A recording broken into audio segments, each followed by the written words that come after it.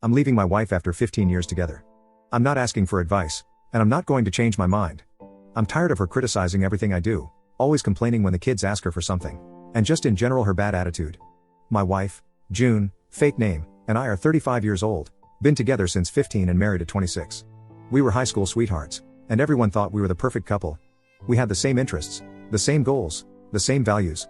We were inseparable, and we couldn't imagine a life without each other. We dreamed of growing old together, having a big house, a nice car, a dog, and 2 kids. But dreams don't always come true. After 6 months of being together, even though we were young, I asked her if she ever saw herself being a mother, because I knew I've always wanted 2 kids, and I wanted to be on the same page with my partner. She said yes, she wanted kids of her own, but if I had known this was how nasty she was going to be, I would have left her. She lied to me. She lied about wanting kids, about loving me, about being happy. She lied about everything. The first 3 years of our relationship were amazing. My parents loved her and vice versa. She was kind, caring, supportive, and fun. She made me laugh. She made me feel good. She made me feel loved. She was my best friend, my lover, my soulmate. At 18 I knew I wanted to wife her up. I bought her a promise ring with a small diamond on it, and she cried tears of joy when I gave it to her. She said she couldn't wait to marry me someday. But someday never came. The relationship started going downhill when we both went to college. She was 3 hours away from where I went to school at and made me come see her every weekend. Anytime I asked her if she'd come see me instead because I didn't have money for gas to drive all the way to her or money for a bus ticket, she'd make an excuse as to why she couldn't come or complain about how her friends' BFs would come and see them every weekend without complaint, and I'd suck it up and borrow money or use up my savings. This was the first red flag I ignored because I thought I was in love. She was selfish. She didn't care about my needs, my feelings, my situation. She only cared about herself, about what she wanted, about what made her happy. She didn't appreciate me. She took me for granted. She used me. She made me feel guilty for not being able to afford to see her more often. She made me feel insecure for not being able to satisfy her more sexually. She made me feel worthless for not being able to give her more materially. But I still loved her. I loved her despite her flaws, despite her faults, despite her mistakes. I loved her because of our history, because of our memories, because of our hopes. I loved her because I thought she loved me too. But she didn't. Somehow things became worse after school when we started working. I saved up to get my own place to stay at while she was still with her parents. When times became tough and I was low on money and couldn't afford my bills and groceries, my parents allowed me to stay at their place since I bought my house and didn't rent it, so I could just lock it up and come back when I wanted to. Apparently me moving out when I was struggling was an inconvenience to her. In her defense, she didn't have anywhere to go to when she was bored. Second red flag I ignored as she kept saying, as a man, how do your parents still pay your bills? She was disrespectful. She didn't respect me as a person, as a partner, as a man. She didn't respect my choices, my efforts, my struggles. She didn't respect my family, my friends, my work. She belittled me in front of others. She mocked me behind my back. She insulted me in private. She made me feel ashamed for not being able to provide for myself more independently. She made me feel angry for not being able to stand up for myself more assertively. She made me feel hopeless for not being able to change myself more drastically. But I still married her. I married her after she humiliated me because of the present I gave her for her birthday.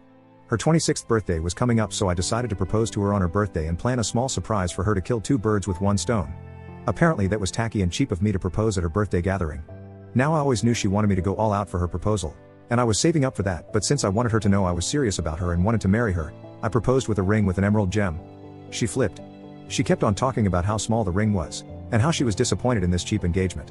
I told her about how I was saving up to give her the grand proposal she wanted, but then she told me she would have preferred to wait than wear that cheap ring. She was ungrateful. She didn't appreciate what I did for her, what I gave her, what I sacrificed for her. She didn't appreciate the thought, the effort, the love behind my actions. She didn't appreciate the ring, the proposal, the commitment. She complained about everything. She demanded more. She settled for nothing. She made me feel embarrassed for not being able to afford a bigger ring. She made me feel hurt for not being able to make her happy with my proposal. She made me feel regretful for not being able to take back my decision.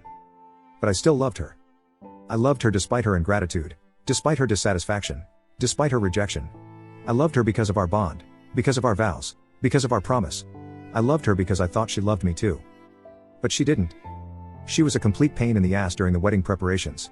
She kept on dismissing any ideas I had, and told me to let her handle all the planning, and I should just pay and watch. She wanted a big wedding, a fancy dress, a lavish reception.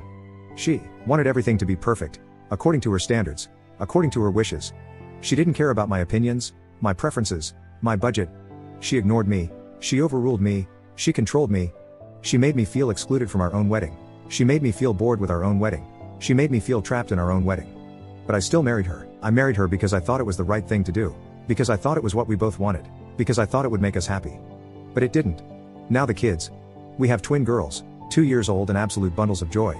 They are the best thing that ever happened to me, and the worst thing that ever happened to us.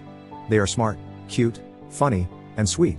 They are curious, playful, adventurous, and brave. They are my pride and joy, my reason for living, my hope for the future. But they are not hers.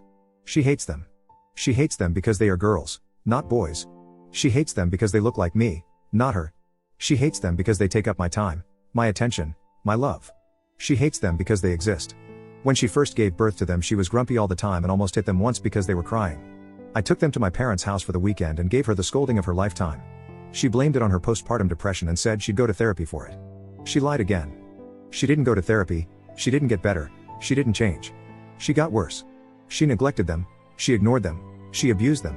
She left them alone in their cribs for hours without feeding them or changing them or playing with them. She yelled at them when they cried or laughed or talked or breathed. She slapped them when they spilled something or broke something or touched something. She made them feel scared of their own mother. She made them feel sad in their own home. She made them feel unwanted in their own family. But I still stayed with her.